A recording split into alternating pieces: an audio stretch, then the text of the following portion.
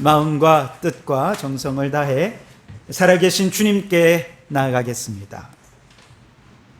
오라 우리가 여호와의 산에 올라가서 야곱의 하나님의 전에 이르자. 그가 그의 도를 가지고 우리에게 가르치실 것이니라. 우리가 그의 길로 행하리니 이는 율법이 시온에서부터 나올 것이요 여호와의 말씀이 예루살렘에서부터 나올 것임이라. 하나님은 영이시니 예배하는 자가 영과 진리로 예배할지니라. 아멘. 주의 말씀이 예루살렘에서부터 나온 그 말씀이 우리의 소생케 하신 주 말씀입니다. 오늘도 살아계신 주의 말씀 은혜로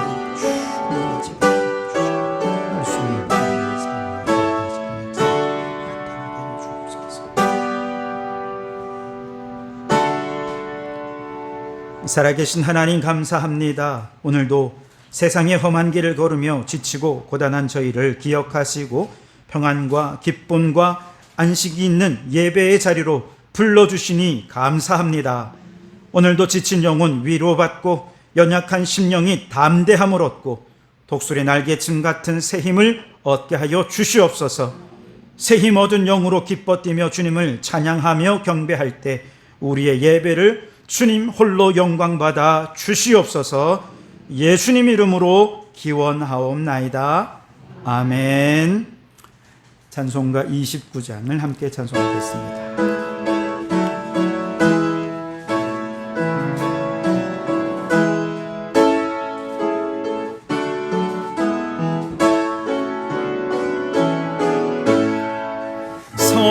성도여 다 함께 할렐루야 아멘. 주 찬양하여라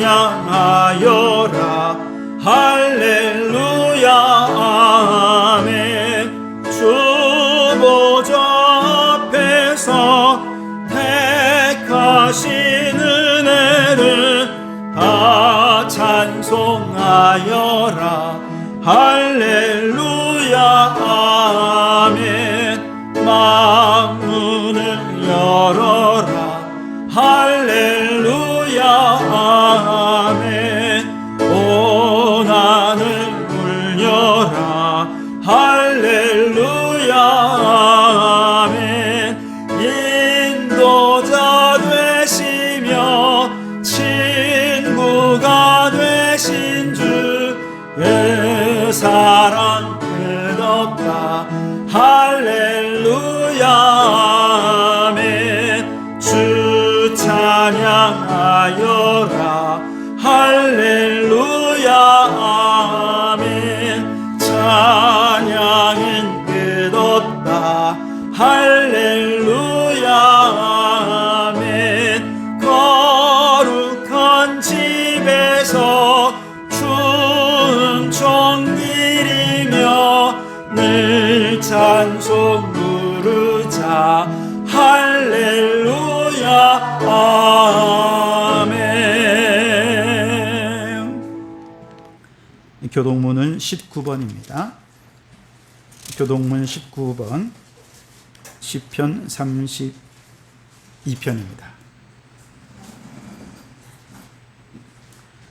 허물의 사함을 받고 자신의 죄가 가려진 자는 복이 있도다.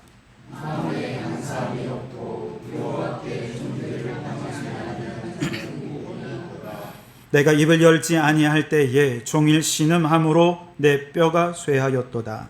주의 손이 죄하로 나를 부르시더니 내 심이 가져서 끓은 가운데 나가시리로다. 주께 내 죄를 아뢰고 내 죄악을 숨기지 아니하였더니 주께서 내 죄악을 사하셨나이다. 이로 말미암아 모든 경건한 자는 주를 만날 기회를 얻어서 주께 기도할지라.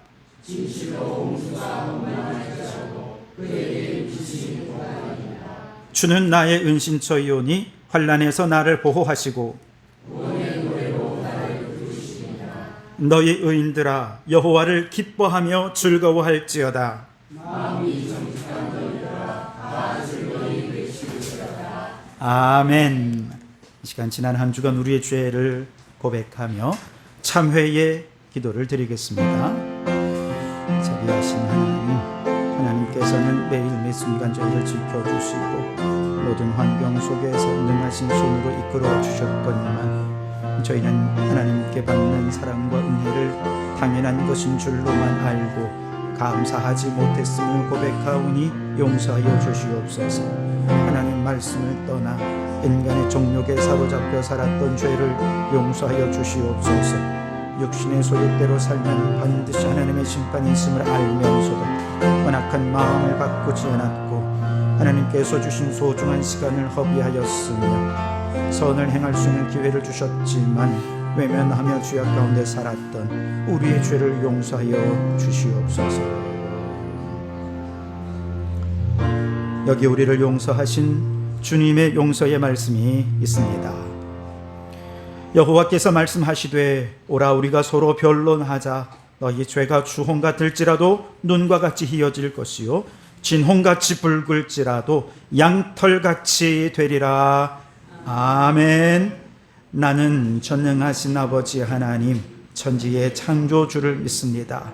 나는 그의 유일하신 아들 우리 주 예수 그리스도를 믿습니다. 그는 성령으로 잉태되어 동정녀 마리아에게서 나시고 본디오 빌라도에게 고난을 받아 십자가에 못 박혀 죽으시고 장사된 지 사흘 만에 죽은 자 가운데서 다시 살아나셨으며 하늘에 오르시어 전능하신 아버지 하나님 우편에 앉아 계시다가 거기로부터 살아있는 자와 죽은 자를 심판하러 오십니다. 나는 성령을 믿으며 거룩한 공교회와 성도의 교제와 죄를 용서받는 것과 몸의 부활과 영생을 믿습니다. 아멘. 자리에 앉으시고 379장을 찬송하겠습니다.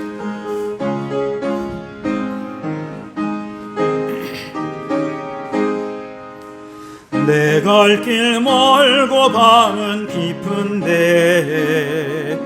빛 되신 주 저 모양 집을 향해 가는 길 비추소서.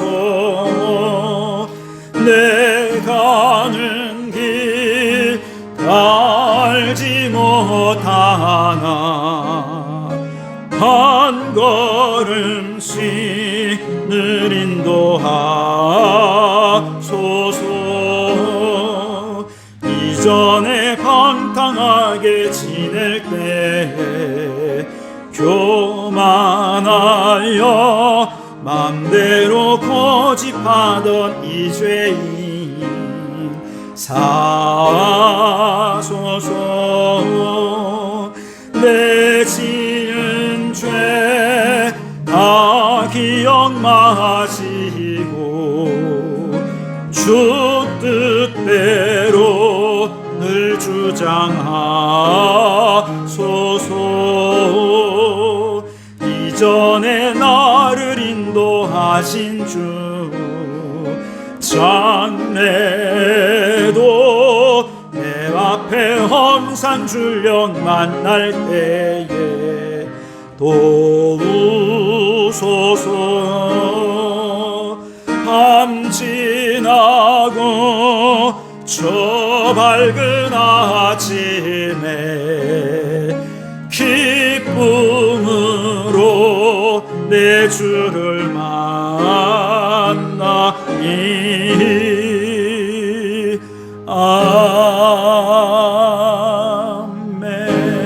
아멘. 박인실 권사님 기도 인도해 주시겠습니다.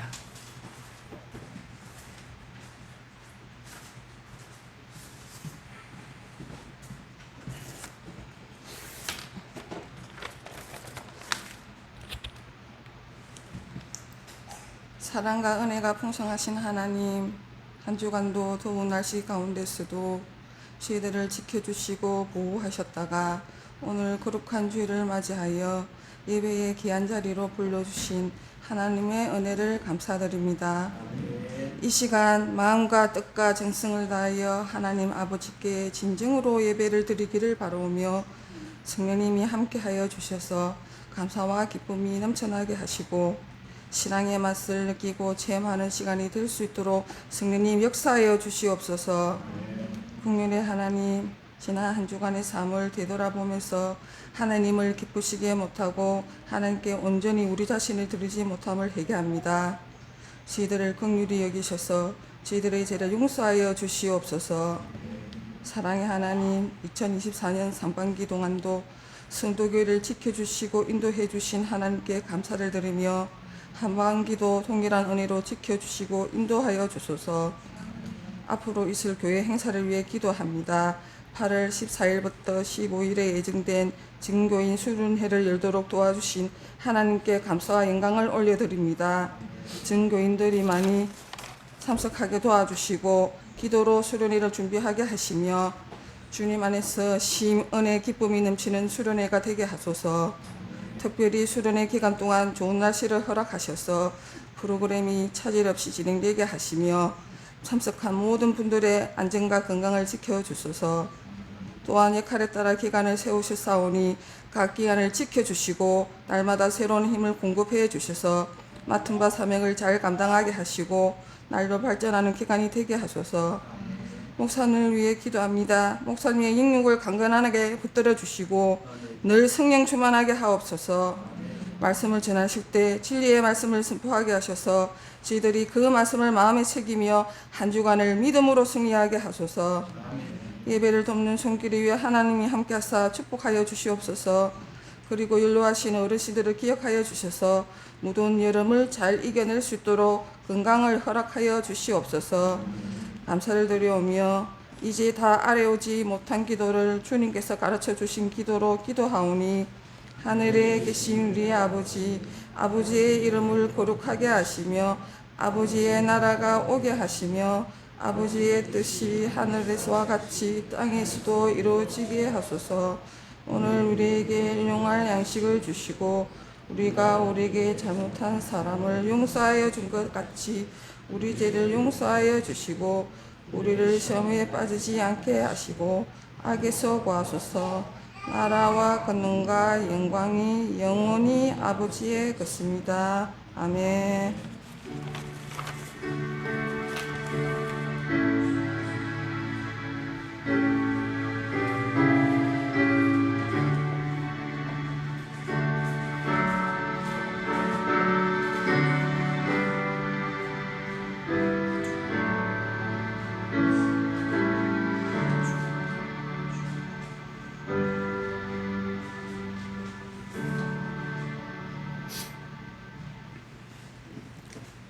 이 시간 우리에게 주신 하나님 말씀은 창세기 39장입니다.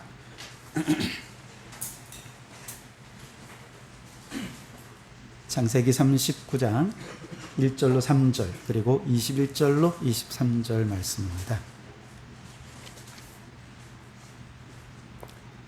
창세기 39장 먼저 1절로 3절 말씀을 봉독해 드리겠습니다. 하나님의 말씀을 경청하시기 바랍니다. 요셉이 이끌려 애굽에 내려가매 바로의 신하 친위 대장 애굽 사람 보디발이 그를 그리로 데려간 이스마엘 사람의 손에서 요셉을 산이라. 여호와께서 요셉과 함께 하심으로 그가 형통한 자가 되어 그의 주인 애굽 사람의 집에 있으니 그의 주인이 여호와께서 그와 함께 하심을 보며 또 여호와께서 그의 범사에 형통하게 하심을 보았더라. 아멘. 21절로 23절 봉독해 드립니다. 여호와께서 요셉과 함께 하시고 그에게 인자를 더하사 간수장에게 은혜를 받게 하시매 간수장이 옥중 죄수를 다 요셉의 손에 맡김으로 그 재반 사물을 요셉이 처리하고 간수장은 그의 손에 맡긴 것을 무엇이든지 살펴보지 아니하였으니 이는 여호와께서 요셉과 함께 하심이라. 여호와께서 그를 범사에 형통하게 하셨더라. 아멘. 샬롬 중창단 찬양으로 하나님께 영광을 돌려드리겠습니다.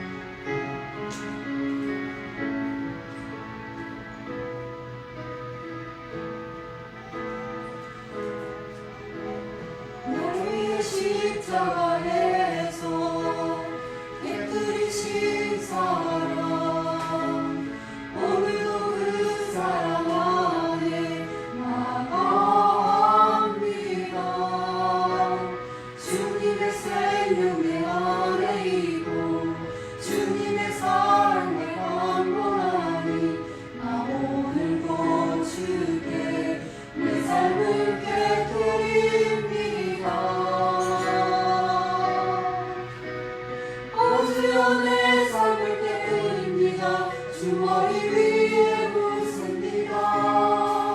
내 모든 삶과 생명을 주님 얻으소서. 주여 내 삶을 깨뜨립니다. 주 머리 위에 묻습니다. 주님께라면 나가지 않습니다.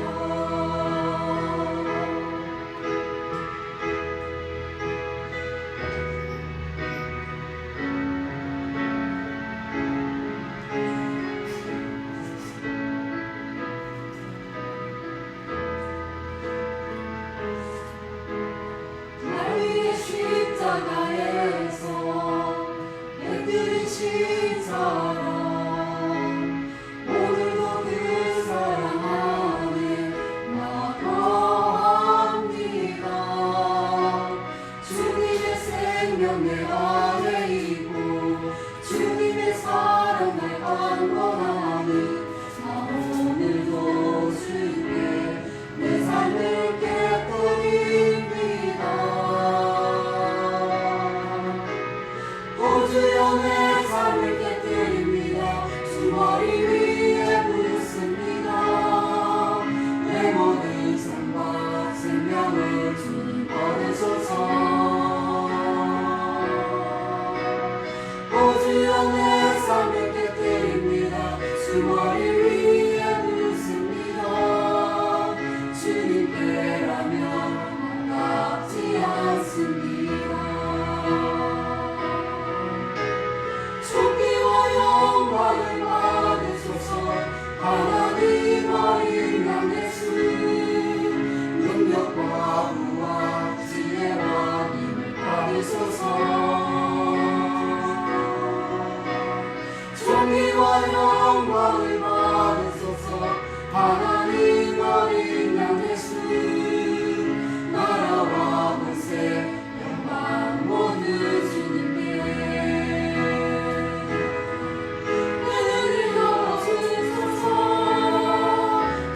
참된같이 보도록 내 안에 계신 주님과 이할 것은 없습니다.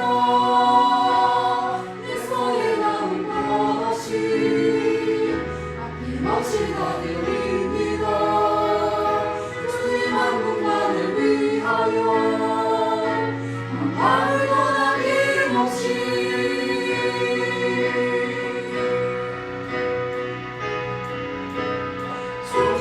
영광을 받으소서. 하나님 어린 양 예수 능력과 부와 지혜와 힘을 받으소서. 존귀와 영광을 받으소서. 하나님 어린 양 예수 나라와 권세 영광 모두 주님께.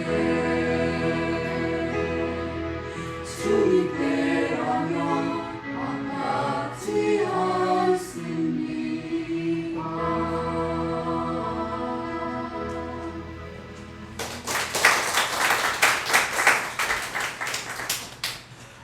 귀한 찬양 감사합니다. 주님이 우리를 위해 모든 것을 내어주었으니 우리가 주님을 위해 드리는 것이 무엇이 아깝겠습니까? 오늘도 그렇게 향유옥감을 깨뜨리는 여인의 마음처럼 오늘 예배에 참여하며 결단하는 이 예배 시간이 되었으면 좋겠습니다. 자, 우리 앞뒤로 함께 인사 나누겠습니다. 오늘도 은혜 받고 돌아갑시다.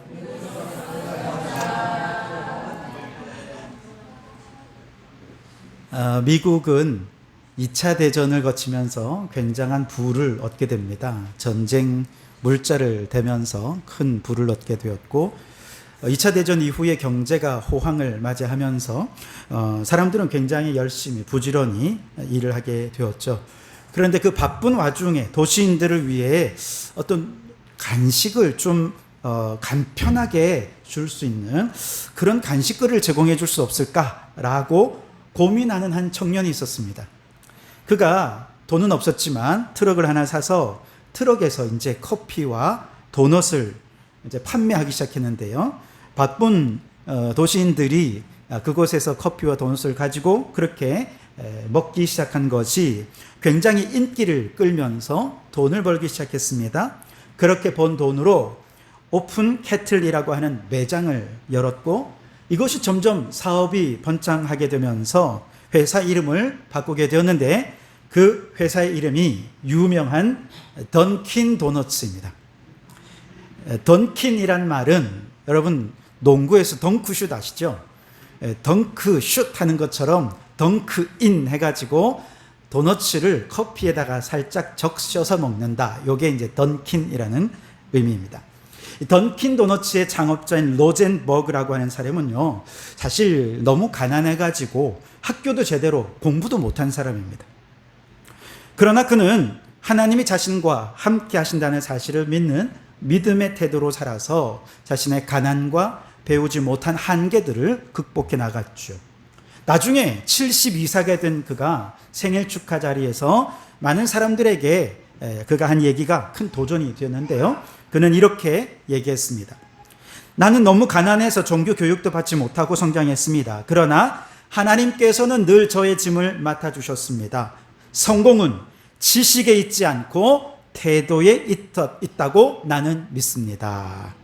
성공은 지식이 아니라 태도다라고 하는 건데요. 로젠버그가 말하는 이 태도는 무엇일까요? 바로 믿음의 태도라, 그렇게 얘기할 수 있겠습니다. 사실 그의 삶은 얼마든지 그의 가난을 불평할 수 있고 못 배운 거 원망할 수 있습니다. 그러나 그는 모든 상황에서 원망이나 불평을 하지 않고 하나님이 함께 하신다는 믿음의 태도로 정말 열심히 성실하게 살았더니 하나님께서 그와 함께 하셔서 그를 형통하게 해 주셨던 거죠. 오늘 우리가 읽은 성경 주인공인 요셉도 올바른 믿음의 태도를 가진 사람이었다, 이렇게 정의해 볼 수 있겠습니다. 우리가 잘 알듯이 그는 형들에 의해서 인신매매를 당해서 애굽의 상인들에게 노예로 팔려가지 않았습니까? 애굽이란 나라도 그에겐 처음이었을 겁니다. 노예란 신분도 처음이었을 겁니다. 옛날에는 노가다라고 얘기했는데 요즘은 뭐 막일이라고 하나요? 아마 이런 노동도 요셉에겐 처음이었을 겁니다. 그동안 집에서 형들이 일하러 나갈 때면 그는 아버지 밑에서 채색 옷만 입고 일이라고는 해본 적이 없는 요셉이었습니다. 그러던 그가 갑자기 언어도 다르고 피부색도 다르고 뭐라 일을 시키는데 뭔 말인지 못 알아듣겠어요. 일은 또 얼마나 못하는지 일을 해본 적이 있어야죠. 이렇게 일 못하는 사람, 말귀 못 알아듣는 사람이 일을 빨리 배우는 방법이 뭔지 아십니까? 두드려 맞는 거죠. 아마 그는 매일 엄청 맞았을 겁니다. 저는 이 장면을 볼 때마다 제가 군대 제대하고 아르바이트로 일용 노동자로 소위 노가다 일을 했던 때가 기억이 납니다. 학교에 복학하기 전에 잠시지만 일용 노동자로 일을 했었거든요. 새벽 5시면 인력시장에 나가서 내 이름을 등록하면 잠시 후에 봉고가 옵니다. 그러면 인원에 맞게 봉고가 태워가는데 그때는 뭐 어디로 가는지도 몰라요. 그냥 봉고에 싣고 가서 일하고 그리고 끝나면 봉고에 타고 또 그대로 오는 겁니다. 뭐 당연히 저는 기술이 없으니까 시다라고 하죠. 그냥 뒤에서 돕는 일, 시키는 대로 하고 그냥 심부름하고 뭐 그런 건데요. 근데 뭐 면장도 알아야 하고 시다도 알아야 하는데 이분들이 말하는 게 하나도 못 알아듣겠더라고요. 왜냐하면 다 뭐 연장들이 다 일본 말이잖아요. 요즘은 어떤지 모르겠어요. 그런데 옛날에는 다 하는데 다 이게 무슨 말인지 못 알아듣겠더라고요. 2번, 3번 해도 못 알아들으니까 이분들이 너무 답답해하는 거예요. 말귀도 못 알아듣죠. 눈치는 더럽게 없죠. 일은 또 제대로 하는 게 하나도 없죠. 제가 생각해도 참 그때는 미안하더라고요. 아마 요셉이 그러지 않았을까 싶어요. 이집트 사람들의 말을 알아듣기나 합니까? 일은 제대로 해본 적도 없죠. 그러면 가차없이 채찍에 날라오는 거예요. 아마 처음에 요셉은 하루도 안 맞아본 적이 없을 정도로 하루하루가 정말 지옥 같은 나날들이었을 겁니다. 그런데 일은 정말 지독하게 못하는 놈이 성실하기는 또 되게 성실하네. 한 번도 맞아도 불평하지도 않고요, 원망하지도 않습니다. 뭐 하나 시키면 느리고 정말 못하는데 어쨌든 끝까지 해내긴 하는 거예요. 하는데 대충 하지 않고 최선을 다해 하는 모습이 보이는 거예요. 게다가 요셉의 가장 큰 특기가 무엇입니까? 바로 공의로움 아닙니까? 그는 무슨 일에든 정직했습니다. 불의와 불법은 타협하지 않았습니다. 그러니 다들 옆에서 너무 열심히 하는데 일은 제대로 못하니까 안쓰러워서 야, 대충 요 정도만 하면 돼 라고 얘기하는데, 때로는 편법도 알려주고 불법도 얘기하는데 요셉은 그걸 고지고대로 듣지 않았던 거죠. 그저 그에게 주어진 일들은 끝까지 완수해내기 위해 늦더라도 최선을 다했습니다. 주변 사람들이 야, 아무도 보는 사람이 없는데 왜 그렇게 열심히 일하냐 라고 물으면 아마 요셉은 틀림없이 이렇게 대답했을 것입니다. 하나님이 나와 함께 하시기 때문입니다. 나는 여호와 하나님을 믿는 사람이기 때문에 그렇습니다.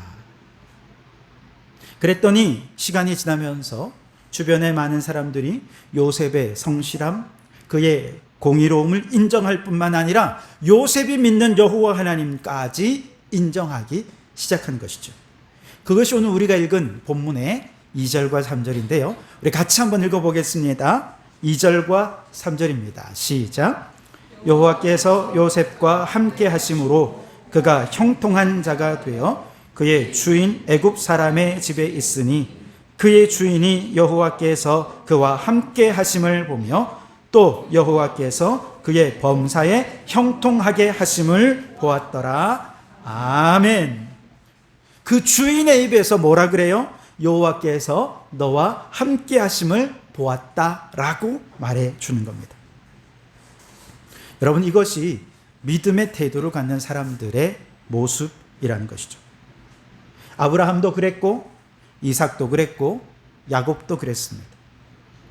여호와 하나님을 믿는 사람들은 그의 인격과 그의 성품과 그의 삶의 태도 곳곳에서 믿음이 묻어나는 거죠. 그리고 그 믿음은 주인을 비롯한 주변 사람들로부터 신뢰를 얻기에 부족함이 없었던 겁니다. 주인 보디발의 신임을 얻게 된 요셉은 결국 보디발의 모든 업무를, 그 집의 업무를 총괄하는 가정 총무의 직책을 얻게 되었죠. 가장 느린 것 같았지만 가장 빨리 성공한 요셉. 성경은 그가 형통한 자가 되었다라고 말하고 있습니다. 그의 형통함의 비결은 뭐냐? 믿음의 태도였다는 것이죠. 이후에도 똑같은 상황에 재현되었는데요. 요셉이 보디발의 아내의 유혹을 뿌리치자 그녀가 오히려 요셉을 강간 미수범으로 억울한 누명을 뒤집어 씌워서 왕의 죄수들이 갇히는 감옥에 갇히게 되는데, 이때에도 요셉은 한결같은 믿음의 태도를 보였습니다. 21절에서 23절 말씀을 우리 같이 이어서 읽어보겠습니다. 시작.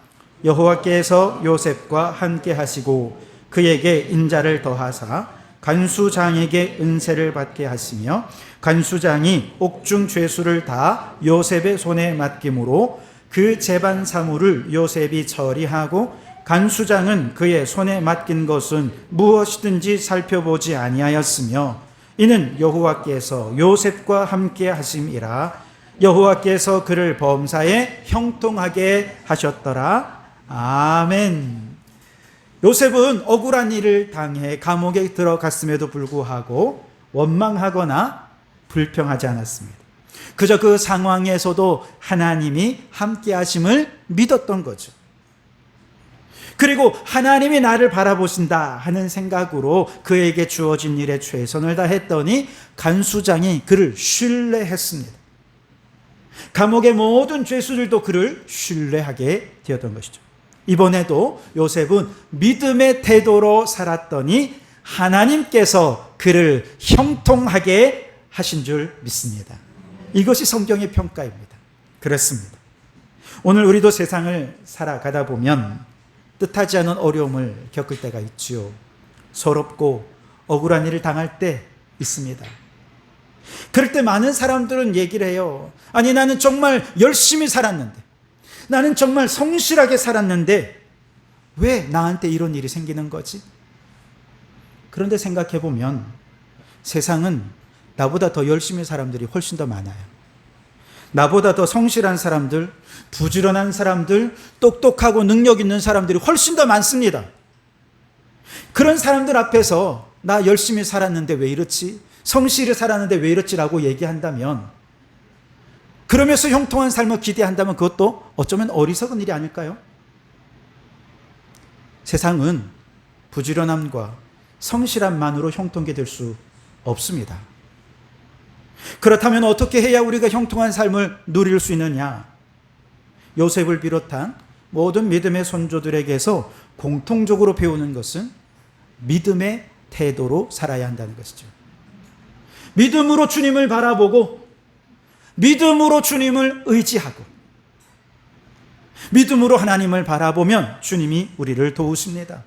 하나님이 우리와 함께 하시면 가장 느린 것 같아도 가장 빨리, 가장 낮은 곳에서 가장 높은 곳으로, 가장 연약하지만 그러나 가장 강한 삶으로 변화시켜 주시는 형통한 복을 누리게 해 주실 줄 믿습니다. 미국의 유명한 기독교 저술가이자 영적 각성과 부흥운동의 선두주자였던 헨리 브레갑이라고 하는 목사님이 성경 안에서 뿐만 아니라 역사적으로 하나님의 형통하심을 입은 사람들은 어떤 믿음의 태도를 가졌을까 연구를 했어요. 책을 한 권 냈는데 하나님을 경험하는 삶이라고 하는 책을 냈어요. 이 책이 전 세계적으로 엄청난 베스트셀러를 이루었습니다.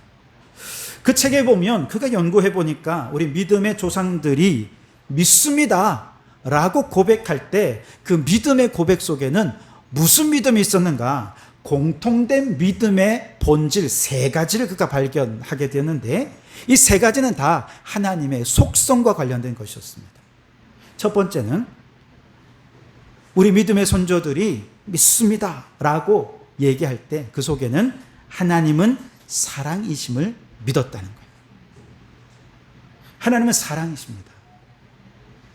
요셉은 함께 하시는 하나님을 믿었는데 그 함께 하시는 하나님이 사랑의 하나님이심을 추호의 의심도 없이 믿었다는 거예요.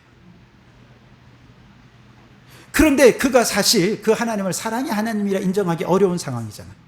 형들에 의해 인신매매를 당해서 애굽의 노예로 끌려왔어요. 매일같이 채찍에 맞고 일 못한다고 얼마나 욕은 욕대로 얻어먹었겠습니까?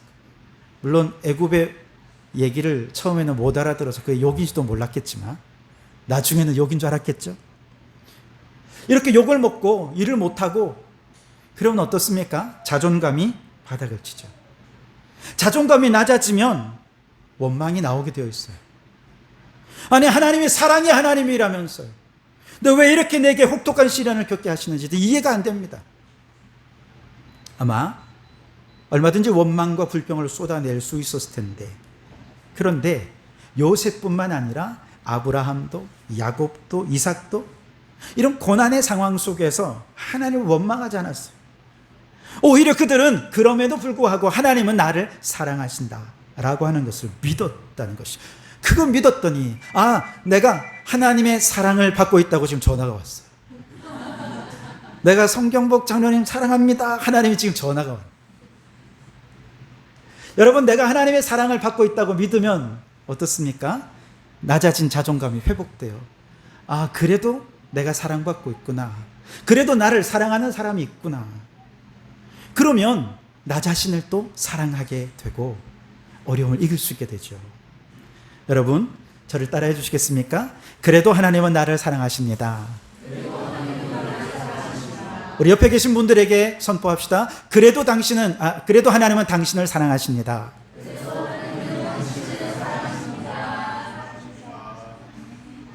히브리서 11장에 여러분 잘 아시듯이 믿음의 선조에 관한 얘기들 쫙 나오죠. 많은 믿음의 선조들 얘기가 나옵니다. 그리고 이어지는 히브리서 12장의 처음에는요, 우리 믿음의 선조들이 우리를 둘러싸고 구름같이 둘러싸고 우리가 믿음을 끝까지 지키도록 응원하고 있다는 거예요. 그러면서 믿음의 주요 온전하신 주를 바라보자 라고 권면합니다. 그 다음에 12장 6절에서 이렇게 얘기해요. 주께서 그 사랑하시는 자를 징계하시고 그가 받아들이시는 아들마다 채찍질 하심이라. 이상하지 않습니까? 하나님이 우리를 사랑하시는데 그 하나님이 우리를 징계하신대. 하나님의 아들이 되었으면 더 잘해줘야 될 텐데 오히려 채찍질 하신대. 그런데 그게 하나님의 사랑이래요. 여기에 믿음이 필요한 것이죠. 하나님이 우리를 사랑하십니다. 그런데 그 하나님이 사랑하시는 우리는 어떤 존재냐? 요한복음 3장 16절에 하나님이 세상을 이처럼 사랑하사 독생자를 주셨으니 이는 그를 믿는 자마다 멸망하지 않고 영생을 얻게 하려 하심이라. 하나님이 우리를 사랑하신대. 그런데 우리가 사랑받을 자격이나 조건이 있어서 사랑하시는 것이 아니라는 것이죠. 우리는 아무런 사랑받을 자격도 조건이 없지만 하나님께서는 아들 예수 그리스도를 독생자까지도 우리를 위해 내어주실 정도로 우리를 사랑하셨어요. 무슨 얘기냐? 하나님은 우리를 사랑하시는데 우리가 죄로 인해 상처 입고 연약하고 정말 형편없고 무너진 삶을 살고 있기 때문에 오히려 더 사랑하신다는 거예요. 여자아이들이 함께 이렇게 모여서 인형을 갖고 놀고 있었어요. 인형이 여러 종류의 인형들이 많이 있고 아마 선생님이 지켜보면서 아마 유치원 교실에서 아이들이 막 놀고 있었던 것 같아요. 아이들은 그 많은 인형들 가운데 다 아주 예쁜 공주의 인형을 가지고 공주 옷도 입히고 또 어떤 거 왕자의 옷을 또 입히고 뭐 그러면서 공주놀이 왕자놀이 뭐 이러면서 막 놀고 있었는데 유독 한 여자아이가 특이하게도 아주 이상한 인형을 갖고 노는 거예요. 코는 주저앉아 있고 팔다리는 떨어져 나가 있는 낡은 인형을 갖고 노는 거예요. 그 모습을 지켜보던 선생님이 이 아이에게 너무 궁금해서 물어봤어요. 야, 너는 왜 다른 멋진 인형들은 놔두고 못난 인형만 갖고 놀지? 그러자 이 아이가 선생님에게 대답합니다. 왜냐하면요, 선생님, 죄송합니다.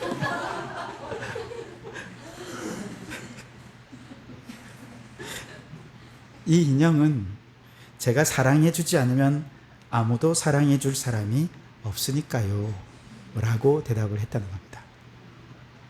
하나님이 우리를 사랑하세요. 왜 그런지 아십니까? 하나님 아니면 우리를 사랑해줄 사람이 아무도 없기 때문에 그래요. 하나님은 상처 입은 나라서 너무 아파하는 나라서 아무도 사랑해주지 않는 나라서 우리를 사랑해 주시는 거예요.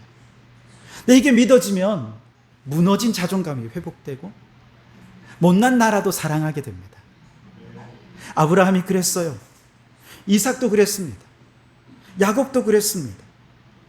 그들은 그렇게 연약함 속에서 하나님의 사랑을 믿었더니 자존감이 회복되고 하나님께서 나를 사랑하시듯 자신을 사랑했더니 하나님께서 그를 형통케 해 주셨던 것이죠.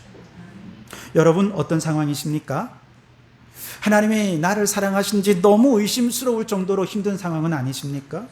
너무 불행하다 생각되고 불안하고 절망적인 상황은 아니신지요? 그런데 여러분 기억하십시오. 오히려 그래서 하나님은 여러분을 사랑하시는 겁니다. 그 믿음의 태도로 살아간다면 건강한 자존감을 회복하고 하나님께서 반드시 여러분들을 형통하게 해 주실 줄 믿습니다. 두 번째로 믿음이란 공통적으로 믿음의 조상이 가진 믿음의 태도의 그 믿음의 내용은 뭐냐? 하나님은 나에 관한 모든 것을 아신다라는 믿음입니다. 한마디로 하나님은 전지하신 분이시다라고 하는 것이죠. 자, 보세요. 아브라함은 하나님이 자신의 모든 것을 아신다고 믿었어요. 어느 날 하나님께서 아브라함에게 오셔서 고향과 친척과 아버지 집을 떠나라 라고 얘기했을 때 아멘 하고 두말 없이 순종할 수 있었던 것도 하나님이 나의 모든 일을 아시니 앞으로도 선한 길로 인도하실 거라고 믿었기 때문에 담대히 나아갈 수 있었던 거죠. 결국 약속의 땅 가나안에 도착할 수 있었던 겁니다. 야곱도 베델에서 꿈의 사닥다리를 통해 천사가 오르락내리락 하고 하나님의 음성을 들었을 때 그가 깨달았습니다. 아무도 없는 빈 곳에서 나 홀로 있는 이 자리에 하나님은 이미 나를 아시고 나와 함께 하시는구나. 그것을 깨닫고 그 이후로 그는 담대한 믿음의 삶을 걸어갈 수 있었던 것이죠. 요셉도 말도 안 되는 연속된 고난 속에서 좌절과 절망스러운 상황, 그 속에서 너무 고통 가운데 있는 그였지만 그는 하나님은 자신의 고난도 아픔도 상처도 지금 처지도 다 아시는 전지하신 하나님이심을 믿었습니다. 그랬더니 그 믿음을 보시고 하나님께서 그를 형통한 자가 되게 해 주셨다라고 말씀하시는 것이죠. 전지하신 하나님에 대해 가장 탁월한 고백은 제가 생각할 때 성경에서 시편 139편의 다윗의 시편입니다. 여호와여, 주께서 나를 살펴보셨으므로 나를 아시나이다.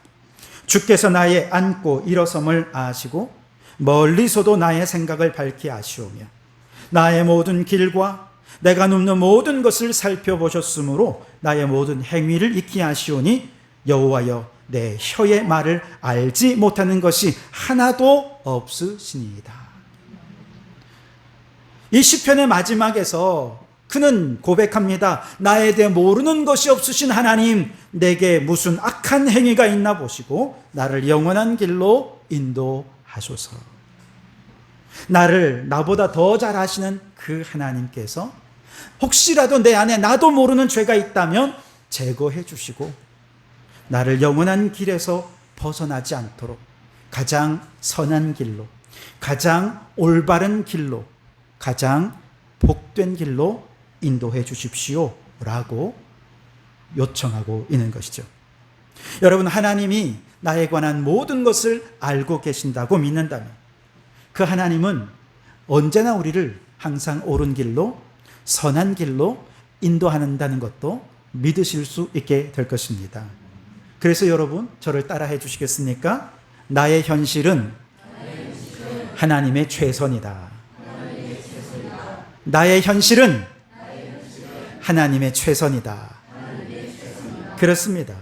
지금 내 삶이 너무나도 불행하고 고통 가운데, 고난 가운데 있다 할지라도 지금 이 순간은 나는 왜 이렇게 고난인지 몰라요. 그러나 나의 과거와 현재와 미래를 다 보고 계시는 하나님 볼 때는 지금 오늘 내 삶은 최선이고 옳은 길이고 가장 선하고 복된 현실로 우리를 이끌어 주셨다는 거예요.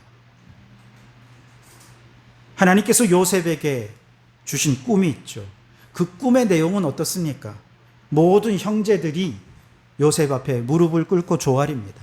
그리고 자신은 높아지고 영광스럽게 되는 것이죠. 그런데 지금 요셉의 형편은 어떻습니까? 그 꿈과 정반대의 길입니다. 내리막길입니다. 절망의 길로 가고 있습니다. 그러니 도저히 이해가 안 되잖아요. 그래도 요셉은 이렇게 믿었던 거죠. 하나님은 내 길을 나보다 더 잘 아시니 오늘의 나의 현실은 가장 좋은 길이고 앞으로도 그렇게 인도해 주실 줄 믿습니다. 그렇게 믿었던 것이죠. 아브라함도 보세요. 100세에 낳은 아들 모리아 산에서 제물로 바쳐라 그랬을 때 아들을 주실 때는 언제고 또 뺏어간다 하시니 그 이해가 안 되죠. 게다가 하나님은 평소에 사람을 제물로 바치는 제사 아주 싫어하셨거든요. 아마 저 같으면 이건 하나님의 목소리가 아닐 거야. 하나님이 이런 명령하실 리가 없어. 내 판단과 내 생각으로 하나님의 생각을 재단해버리고 순종하지 않았을 거예요. 도무지 이해가 안 되잖아요. 그런데 그때 아브라함은 어땠어요? 하나님은 나보다 나를 더 잘하시니 하나님의 명령은 실수가 없으십니다. 하나님의 인도하심은 언제나 옳으십니다. 믿음으로 고백하고 순종했더니 하나님께서 그 믿음을 인정해 주셨어요. 여러분, 오늘 여러분은 무엇을 믿습니까? 하나님은 우리의 모든 것을 알고 계신다는 사실을 믿으시기 바랍니다. 나의 과거, 나의 현재, 나의 미래를 하나님은 언제나 현재로서 알고 계십니다. 나보다 나를 더 잘 아시고 나를 더 사랑하시는 그 하나님께서 언제나 우리를 선하고 복되고 옳은 길로 인도하실 줄 믿습니다. 그래서 전지하신 하나님을 믿으면 우리는 고백하게 되죠.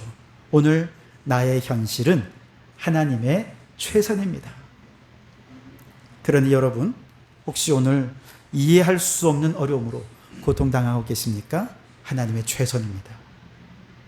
이해할 수 없는 사망의 음침한 골짜기로 다니고 눈물 골짜기로 다니며 하루도 눈물 없이 지날 수 없는 나날들을 보내고 계십니까? 하나님의 최선입니다. 내 힘으로 감당할 수 없는 큰 좌절과 절망을 겪으며 두려워하고 불안해하고 계십니까? 하나님이 최선의 길로 인도하고 계시는 중이십니다. 이 믿음의 태도를 흔들림 없이 유지하셔서 형통한 복을 누리는 우리 성도들이 되시기를 주님의 이름으로 축원합니다. 마지막 세 번째로 믿음의 공통된 특징은 하나님은 전능하신 분임을 믿었다는 것입니다.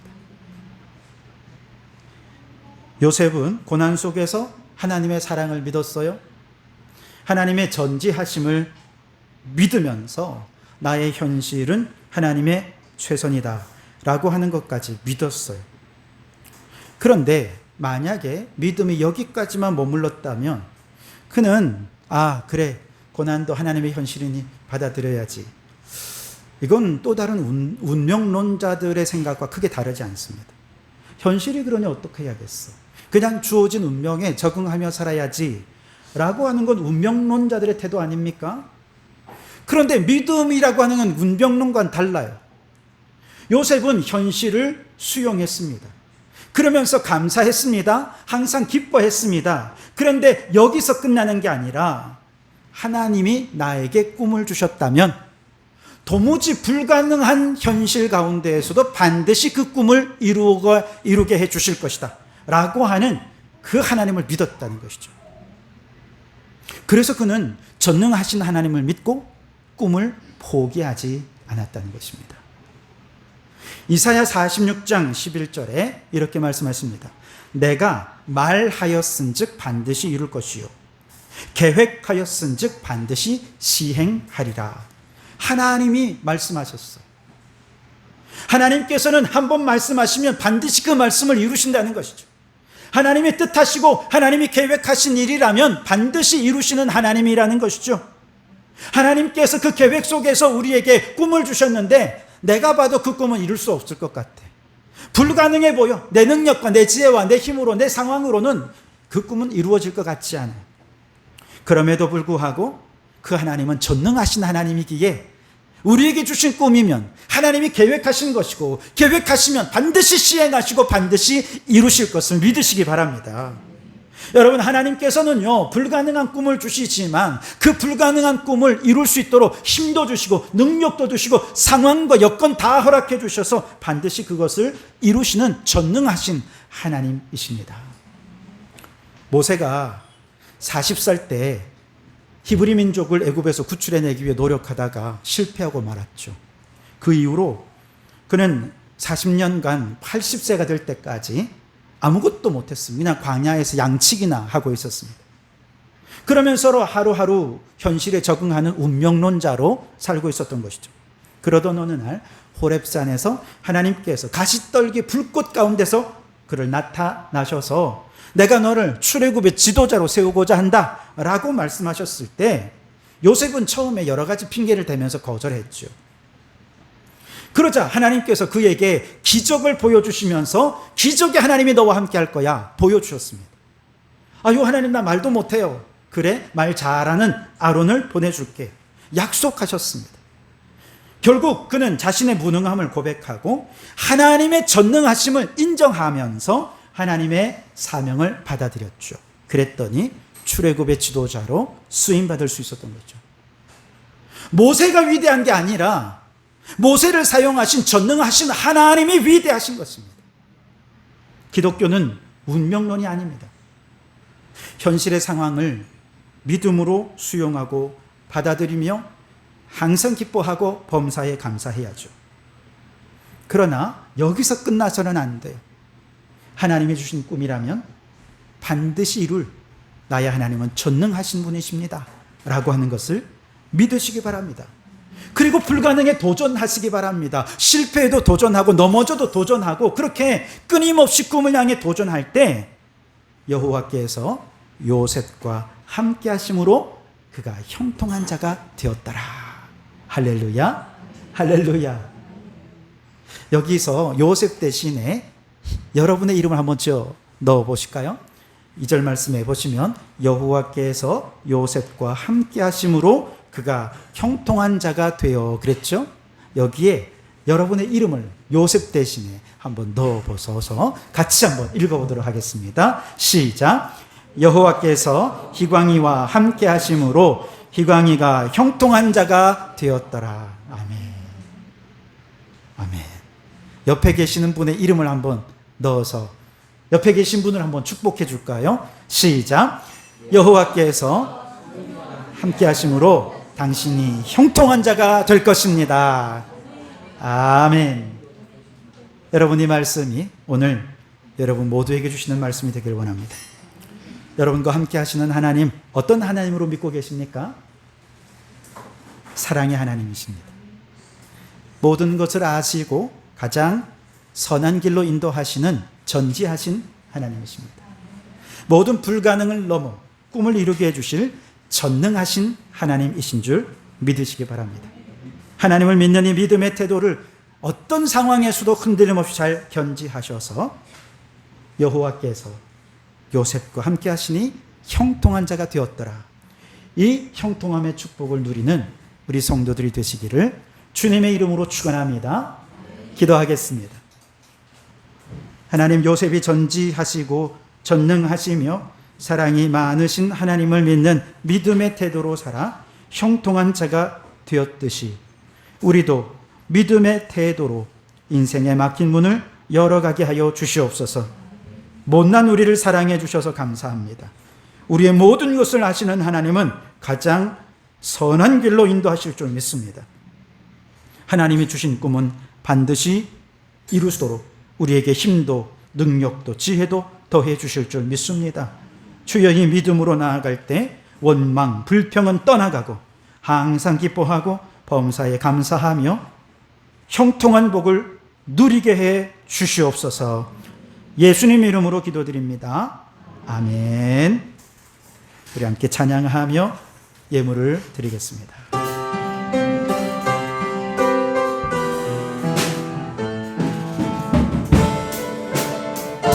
우리 말씀을 생각하며 믿음으로 찬양합니다. 아무것도 두려워 말라. 주 나의 하나님이 지켜주시네. 놀라지 마라, 겁내지 마라. 주님 나를 지켜주시네. 내 맘이 힘에 겨워, 내 맘이 힘에 겨워 지칠지라도 주님 나를 지켜주시네.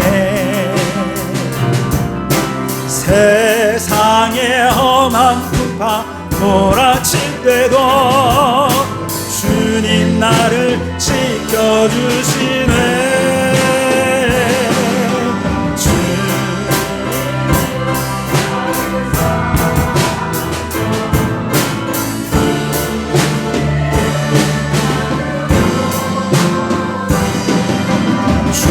주님은 나의 소망, 나의 힘이, 주님은 나의 산성. 주님은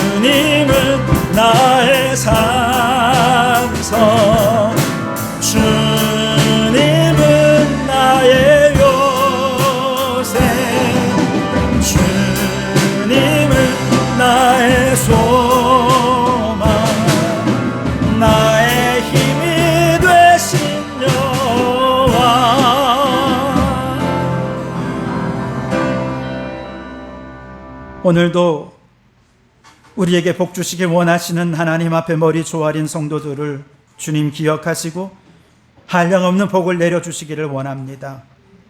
거룩하신 아버지, 예배는 성도들의 영적 공급원입니다. 우리 성도들이 모든 공예배와 개인적인 예배 생활을 통해 은혜를 보존하게 해 주시옵소서. 한 사람도 믿음을 잃지 않게 하시며 그 마음에 주님의 기쁨이 충만하게 하여 주시옵소서. 우리 성도들을 진리로 거룩하게 하옵소서. 하나님의 말씀은 진리이오니 말씀을 사랑하고 사모하며 말씀 안에 거하고 말씀에 순종하며 살아서 거룩한 삶을 보존하게 하옵소서. 삼위일체 하나님, 성도들이 주 안에 하나 되게 하옵소서. 기도로 하나 되고 말씀으로 하나 되고 비전으로 하나 되어서 영혼 구원, 피조물 구원의 비전을 이루기 위해 한 마음으로 충성하게 하여 주시옵소서. 요셉이 어디를 가나 여호와께서 그와 함께 하심을 많은 사람들에게 보여주었던 것처럼 우리도 예수님의 향기를 나타내게 해 주옵소서. 잘 되어도 못 되어도 성공해도 실패해도 건강해도 병들어도 범사에 감사하며 항상 기뻐하며 주의 영광 나타내게 해 주시옵소서.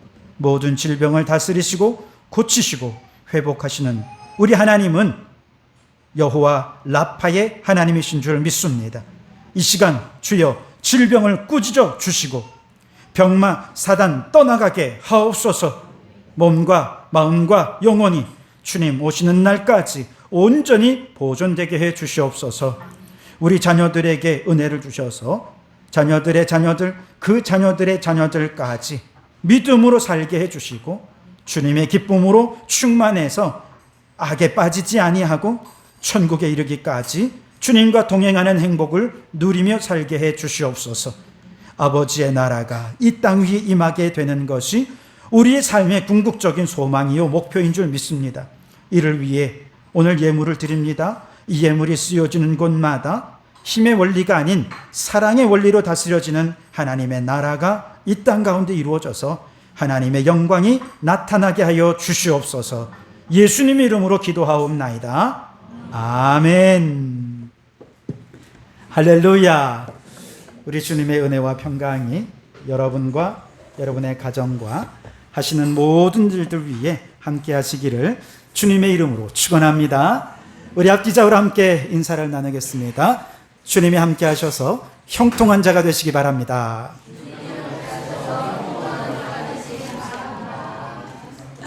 네, 몇 가지 광고를 드리겠습니다. 오늘 점심 때는 우리 황정원 성도님께서 수박을 제공해 주십니다. 지난주에도 우리 이승환 성도님이 수박을 제공해 주셨는데 이번 여름은 수박 풍년인 것 같습니다. 우리 감사의 박수를 한번 드리겠습니다. 점심 식사 이후에 소그룹 모임 1시 반에 있습니다.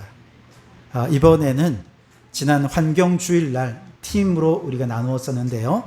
고친 그대로 소그룹 모임을 하도록 하겠습니다. 그래서 할 수 있으면 우리 팀원들 좀 뭉치자 뭐 이렇게 돼서 집에 가지 마시고 오후에 같이 좀 남아서 함께 해주시면 좋겠습니다.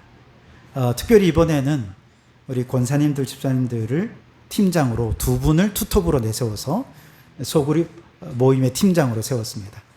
두 분이 잘 협력하셔서 이 소그룹 모임을 잘 이끌어 가주시면 아마 은혜로운 모임이 되리라 생각합니다. 제가 교재를 준비했습니다. 교재를 잘 따라가시면서 지난번처럼 그렇게 해주시면 아마 은혜로운 모임이 될 줄 믿습니다. 우리 교육부는 오후에 아이스링크장에 오늘 간다고 합니다. 우리 아이들이 다치지 않고 잘 다녀올 수 있도록 해주시고요. 다음 주일 오후 예배는 성경 퀴즈 대회가 있습니다. 4, 5, 6월 3개월 동안 창세기를 2독하고 있습니다. 읽고 계시죠? 반응이 영 시원찮은데 네. 아직 좀 남았습니다. 남은 기간 잘 읽으시고요. 창세기 성경 퀴즈 대회 예상 문제집 가지고 준비해 주시기 바랍니다. 그런데 준비집 안에 보면 암송 구절이 하나, 둘, 셋, 네 구절이 있습니다. 이 구절은 창세기에서 매우 중요한 구절이기 때문에 꼭 암송해 주셨으면 좋겠습니다. 퀴즈 대회 때 그 중에서 한 문제는 암송 문제가 있습니다. 그러니까 여러분 꼭 암송해 주시기 바랍니다. 우리 중고등학생들 기말고사가 이제 시작이 됩니다. 그래서 내일부터 정다운 도서관을 스터디 공간으로 개방을 하고자 합니다. 2주간 동안 개방을 하게 되는데요. 간식과 음료를 무료로 제공을 하고 또 아이들이 우리 도서관을 알고 또 스스럼 없이 드나들 수 있는 계기가 되었으면 좋겠다 해서 계획을 했습니다. 우리 주변에 있는 아이들에게 많이 좀 소개해 주셔서 여기 와서 공부할 수 있도록 오후 1시부터 오후 5시까지예요. 아침에는 학교 갈 거고 저녁에 또 학원에 가야 되니까 그 중간에 비는 시간에 놀지 말고 요즘 더워서 집에서 공부도 안 되니까 그렇다고 독서실 가기도 좀 그렇고 도서관이 딱이네. 네, 그렇게 홍보해 주시면 좋겠습니다. 우리 권사님 아까 기도해 주신 것처럼 전교인 여름 수련회가 8월 14일, 15일 계획되어 있습니다.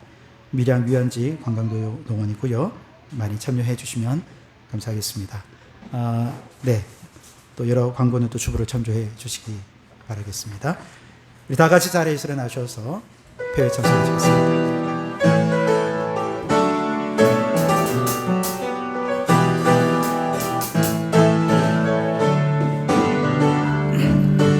땅 위에 하나님의 교회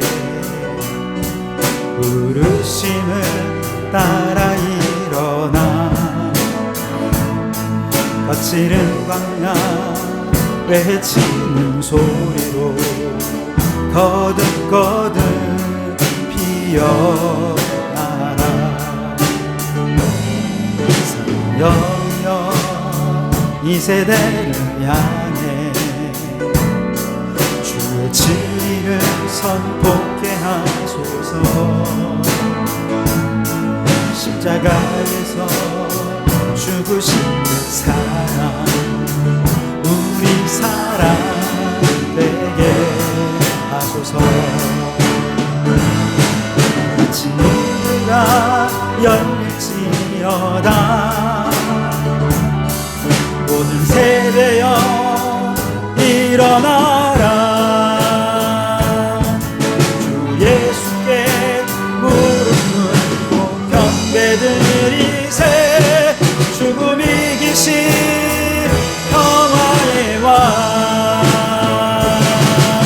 성령이여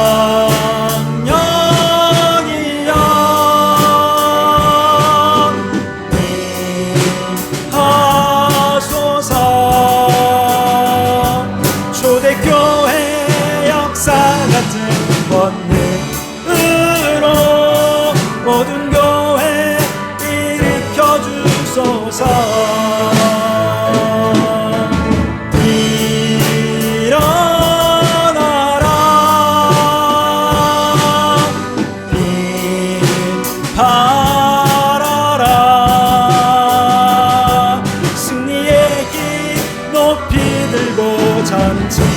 전진하라. 주님 오실 길 예비하라.